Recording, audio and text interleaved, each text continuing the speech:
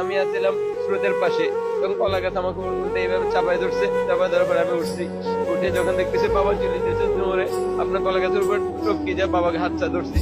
ধরার পরে বাবা ছুটে গেছে, আবার যায় ধরছি। ধরার পরে একেবারে যখন স্রোতের মধ্যে পড়ে গেছি, পানির নিচে চলে যাওয়ার পরে আর বাবার হাতটা আমি ব্যালেন্স করে ধরে রাখতে পারি নাই, বাবা কলার বেলাতেই পড়ে গেছে। পড়ে গেছে। তারপরে পরে কলার ফেলা সহকারে ওইদিকে চলে গেছে। আমি একটা গাছ ধরলাম, আর তো বাবাকে খুঁজে পাইতেছি না। একটা বাচ্চা মেয়ে ছিল, একটা মহিলা ছিল, আর দুইটা আমার আপু সঙ্গে আর একজন মুরব্বী ছিল, মোট 4 জন। এরা ওইদিকে স্রোতের দিকে চলে গেছে। আপনার আব্বাকে আপনি ধরে রাখতে পারেন নাই।